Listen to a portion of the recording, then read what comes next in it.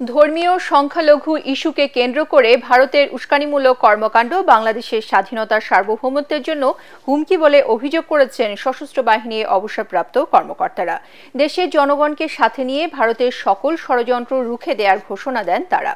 রাজধানীতে ভারতীয় আধিপত্যবাদের বিরুদ্ধে বিক্ষোভ সমাবেশ থেকে এমন হুঁশিয়ারি দেন সশস্ত্র বাহিনীর অবসরপ্রাপ্ত কর্মকর্তারা। তারা বলেন, বিগত সরকারের নেয়া নতজানু পররাষ্ট্রনীতি এদেশের জনগণ আর কখনোই মেনে নেবে না।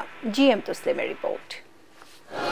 সনাতন ধর্মাবলম্বীদের নির্যাতনের কাল্পনিক অভিযোগ এনে ভারতের বাংলাদেশ বিরোধী প্রচারণা, আগরতলায় বাংলাদেশ মিশনে উগ্রবাদীদের হামলা, জাতীয় পতাকা পোড়ানোর ঘটনায় বিক্ষুব্ধ অবসরপ্রাপ্ত সামরিক কর্মকর্তাদের এই প্রতিবাদ বিক্ষোভ সমাবেশ।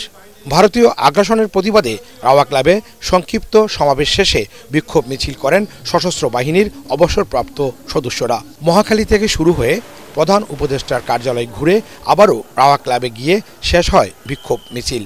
এর আগে সংক্ষিপ্ত সমাবেশে সামরিক বাহিনীর অবসরপ্রাপ্ত কর্মকর্তারা বলেন, ভারতের কর্মকাণ্ড বাংলাদেশের স্বাধীনতা ও সার্বভৌমত্বের জন্য হুমকি হয়ে দাঁড়িয়েছে। বাংলাদেশে ভারতের দূতাবাস ও ভিসা অফিসের নামে অনেকগুলো অফিস কার্যকর আছে।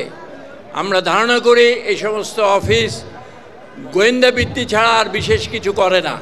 এ সময় তারা প্রধান উপদেষ্টা ডক্টর মোহাম্মদ ইউনূসের ডাকা জাতীয় ঐক্যে সাড়া দিয়ে বলেন, জাতির প্রয়োজনে যে কোনো সময় যে কোনো পরিস্থিতি মোকাবেলায় প্রস্তুত প্রশিক্ষিত কর্মকর্তারা।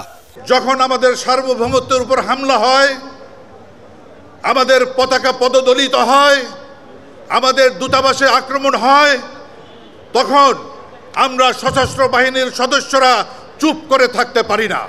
আপনারা বাংলাদেশ সেনাবাহিনী যেটা দেখেছেন ৭২ সালের, সেই সেনাবাহিনী এখন আর নাই।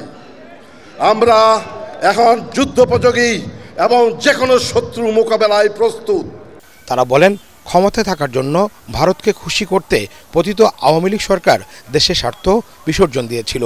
এ সময় বাংলাদেশের বিরুদ্ধে দেশি বিদেশি যে কোনো ষড়যন্ত্র রুখে দেওয়ার অঙ্গীকার ব্যক্ত করেন অবসরপ্রাপ্ত সামরিক অফিসাররা।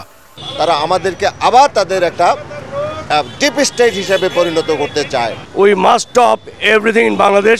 এইবারই আমরা ভারতীয় পণ্য কিনবো না। কোনো ধরনের কালো হাত বাংলাদেশে চলবে না।